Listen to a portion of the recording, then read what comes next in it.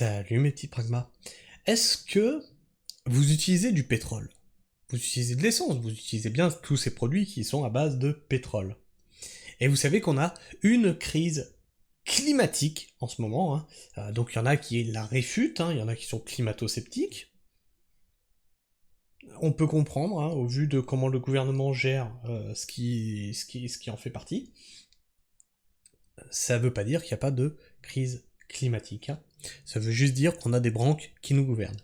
Mais, cerise sur le tas de merde, les géants pétroliers nous ont menti au sujet de leur rôle sur la crise climatique. Oh, merde! Alors ça, si je m'attendais... Non, ils nous ont menti? Vous voulez dire qu'ils nous ont dit qu'ils étaient verts et ils le sont pas? Oh, non, quelle surprise! Et oui, c'est un article de France Info. Attendez, je vais vous diminuer un peu ça. Les géants pétroliers ont trompé le public américain au sujet de leur rôle dans la crise climatique. Mais alors là, franchement, si je m'attendais qu'ils avaient quelque chose à voir dans la crise climatique, alors... Mais moi, je tombe de ma chaise, là, je suis tout ébobie. Alors là, franchement, depuis quand? Vraiment? Depuis au moins les années 1960, affirme un rapport. Il est plus que temps de placer les Big Oil devant leurs responsabilités pour leur campagne de tromperie, assène un rapport américain d'une commission d'enquête d'élus démocrates, publié mardi. Le fruit d'une enquête de plus de 2 ans, les principaux géants mondiaux du pétrole et du gaz savaient depuis au moins les années 1960 que les énergies fossiles allaient entraîner un réchauffement de la planète. Non, sans déconner. Non mais, pareil, on a des politiques, ils étaient au courant. Qu'ont-ils fait? Ah si, ils ont fait des trucs. Mets un gros pull en laine, chauffe-toi moins, consomme moins d'électricité, achète une voiture électrique. Pardon, les pétroliers... Non, touche pas à ça. Non, super profit... Non, oula, non. Selon un rapport américain, document PDF, une commission d'enquête d'élus démocrates dévoilée mardi 30 avril.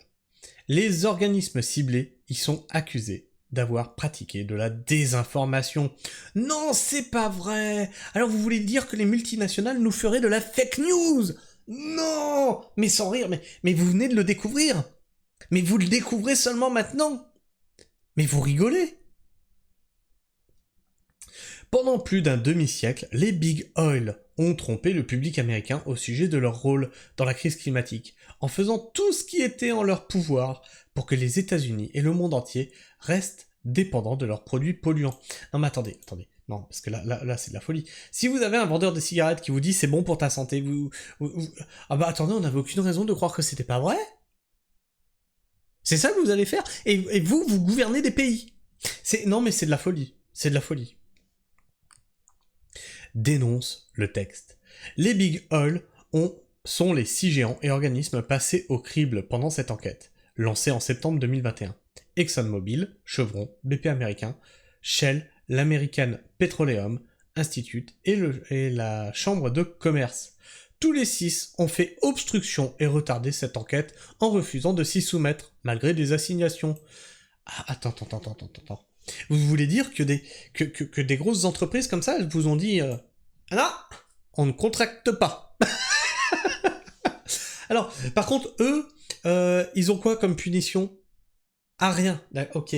Ah, d'accord. Oui, rien. Ah oui, too big to fail, hein. Bah oui.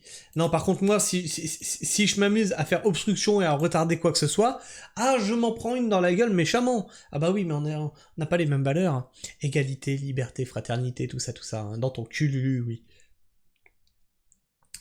Une campagne de tromperie et de double langage.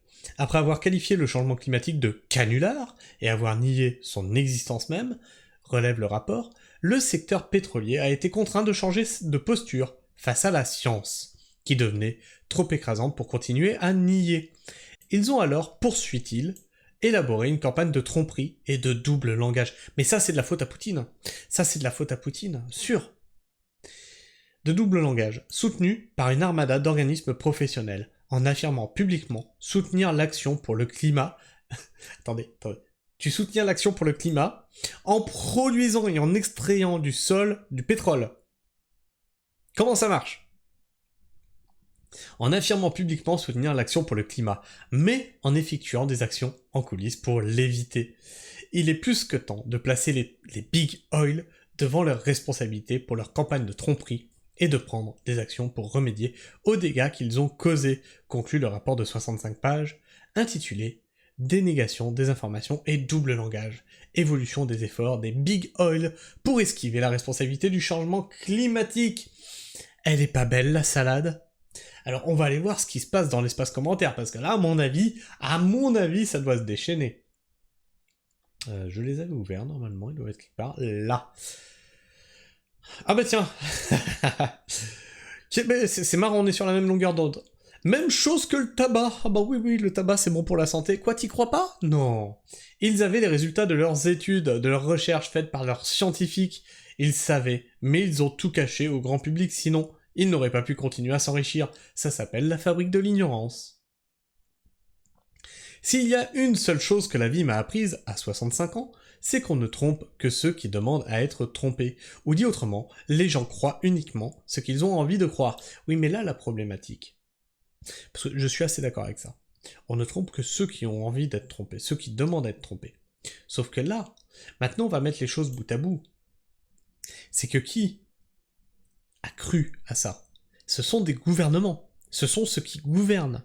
Ce sont nos hommes politiques. Là, il y a trahison. Là, il y a trahison. Chouette, des coupables? C'est pas comme s'il y avait des milliards de demandeurs de produits pétroliers. On va quand même encore avoir des négationnistes de la cause anthropique du dérèglement climatique. Il y a 50 ans, on pensait que le réchauffement climatique allait être tout bénef. Et il y a 25 ans, donc il cite, « Je pense qu'aucun d'entre nous n'avait imaginé que ce serait aussi grave que ça l'est déjà », a admis un climatologue de l'université de l'Illinois, Donald Rubels, co-auteur du récent rapport national Climate Assessment des États-Unis. Donc, les prévisions des années 60, même si elles donnaient des températures correctes, n'imaginaient pas du tout les conséquences.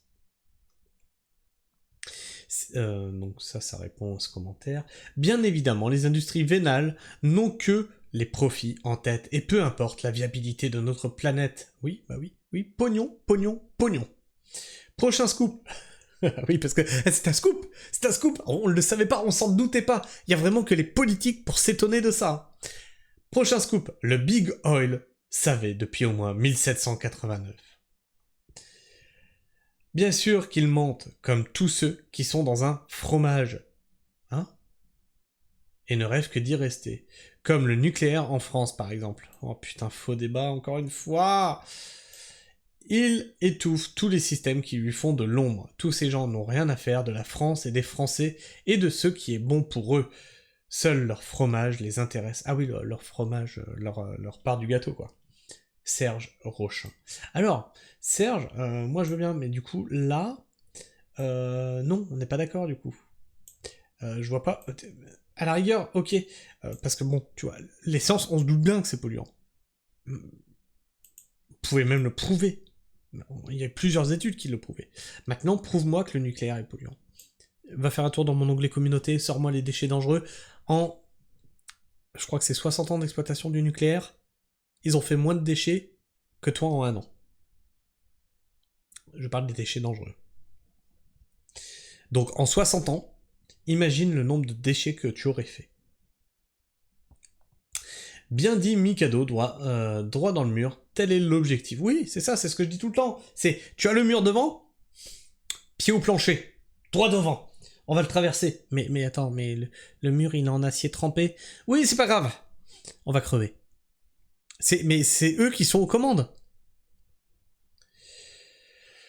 L'objectif, et on verra, parce que, en plus, on pense que rien n'arrivera. Good luck, nos futurs Mad Max scénarios.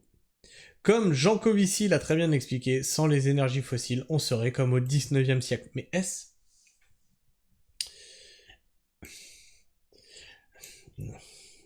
Alors, la problématique, c'est l'importance des énergies fossiles dans notre société. Est-ce que tu penses qu'en utilisant des énergies fossiles à hauteur de ce que j'utilise pour mon terrain, c'est-à-dire quelques centaines de litres par an, est-ce que tu crois qu'on en serait là où on en est actuellement? Si on s'en était servi avec parcimonie, si on s'en était servi en réfléchissant si ça aurait un impact bénéfique à court, moyen ou long terme. Or non, on s'est servi du pétrole pour le divertissement, pour faire du motocross, pour faire du quad, pour aller en vacances, pour prendre l'avion, pour transporter des marchandises sur des gros paquebots, etc., etc. On s'en est servi pour faire du pognon et s'amuser. Voilà pourquoi on en est là. Et si on l'utilisait avec parcimonie, on ne serait pas comme au XIXe siècle. Et on serait tous occupés à retourner nos champs. Le rêve des écolos, mais pas le mien. Voilà, donc on est sur un mec qui veut que rien ne change. C'est le rêve des écolos, mais pas le sien. Bien, de toute façon, vu la tournure que ça prend, c'était encore évitable il y a encore quelques années. Mais aujourd'hui, c'est soit... On peut même plus l'éviter.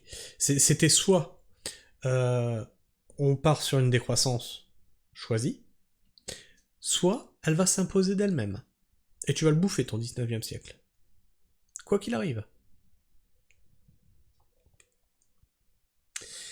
Ça me rappelle la campagne pour le vaccin Voldemort comme scénario. Rendez-vous dans 30 ans pour faire les commentaires là-dessus aussi.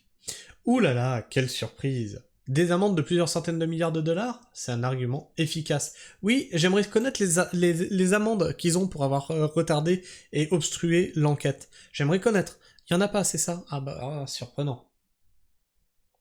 Quand les évidences bousculent nos intérêts, on préfère faire l'autruche. Bien sûr que le monde industriel et commercial nuit à notre santé et à notre environnement, mais la responsabilité est collective. Les grandes entreprises s'enrichissent, les consommateurs se gavent et les citoyens se désolidarisent. C'est une fuite en avant qui entraîne des catastrophes toujours plus nombreuses et graves. Mais on est tellement drogué qu'on ne peut pas envisager d'autres modèles économiques sociétaux. C'est exactement ça. On est drogué à cette énergie facile. Maintenant, enlève la cam à un drogué, tu vas voir ce qui se passe. Ça va péter un plomb dans tous les sens. On ne peut pas envisager d'autres modèles économiques et sociétaux. On pollue toujours plus, énergie, climatisation, plastique, produits chimiques, etc. Souvent par cynisme ou par bêtise, ou parce que, comme je vous le disais dans une vidéo précédente, cette semaine, on ne pousse pas la réflexion assez loin. Et on est bien seul quand les problèmes nous touchent individuellement. Aujourd'hui, nous sommes presque tous concernés, pollution de l'air, de l'eau, ingestion de pesticides, de plastique, etc. Et que faisons-nous? Rien. La vie sur Terre se dégrade toujours plus et nous ne pensons surtout pas aux générations à venir. Shell, BP, Total sont des entreprises multinationales et Total est aussi installée aux USA. Les climato-négationnistes, ici et ailleurs, sont très friands de théories du complot du GIEC et affiliés pour vendre que le réchauffement climatique serait un canular pour servir les intérêts de quelques-uns. Ils devraient se réjouir de voir enfin un vrai, vérifié, démontré complot. Malheureusement, ce complot est dans leur camp. Et tous ces climato-négationnistes qui se posent en héros libres penseurs anti-doxa devront un jour se rendre à l'évidence qu'ils se sont bien fait rouler dans la farine par ces big oil et affiliés. Quelle perte de temps. Et ça, c'est quelque chose que, pareil, j'essaye de vous inculquer. Ne venez pas avec des théories toutes faites. C'est-à-dire, encore une fois, je vais vous redire, je tape sur les complotistes, je tape pas sur tous les complotistes. Quand je tape sur les complotistes, c'est ceux qui arrivent en disant « Mais la vérité, c'est ça !» La bonne formulation, ça serait « Je pense que si on en est là, c'est parce que tu ne peux pas le prouver. Donc, il vaut mieux que tu sois sur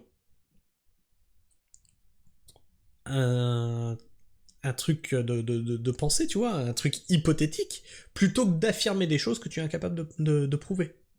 Ça, pour moi, tu es dans la conviction, tu es dans la croyance, tu es dans le dogme. Et ce dogme, il peut être instillé par les grandes multinationales. Tu deviens un idiot utile. Alors c'est bien de se couper des médias télévisés pour pas avoir de la merde dans la tête, mais si tu vas sur les réseaux pour te mettre encore d'autres merdes mais venues d'ailleurs, venu d'autres endroits dans la tête, ça sert à rien que t'aies coupé ta télé au final. Ça sert à rien. Essaye de réfléchir par toi-même. Pousse-toi à réfléchir contre toi-même. C'est très important. C'est très important. Sinon, tu finis par être manipulé par un tel ou un tel. Enfin bref. Je vous mettrai le lien de l'article, bien sûr, en description. Comme ça, si vous voulez aller voir les commentaires, vous pourrez aller les voir. Si vous voulez aller voir les liens qui sont dans l'article, vous pourrez aller les voir. Et puis, bien entendu, partage-moi ton avis et ton opinion dans l'espace commentaire. Et tu connais la musique. Hop, ici. Toc, tu t'abonnes, tu cloches, tu vérifies que tu es bien abonné, puisque YouTube s'amuse encore à en désabonner certains d'entre vous. Et tu likes, et tu partages. Partager, c'est très important, et je t'en remercie. Partage si tu aimes mon travail autour de toi. Et tu as une autre manière de soutenir la chaîne, c'est le don Superfonks, ou le don merci. C'est ce petit cœur en bas à côté de ton commentaire, avec un $1 au milieu, tu cliques dessus, tu choisis la somme que tu veux donner, et tu tapes ton commentaire, et il arrive directement sur mon téléphone portable, et comme ça je ne le rate pas. Ou sinon, tu peux faire directement un don sur ma page Tipeee, tout ça c'est en description. Bien sûr, la version payante n'est pas obligatoire, et la version gratuite est amplement suffisante, et permet d'être beaucoup plus visible dans ces algorithmes que sont YouTube, et je t'en remercie. En tout cas, moi je vous fais la bise, prenez soin du sol, et restez pragmatiques. Ciao.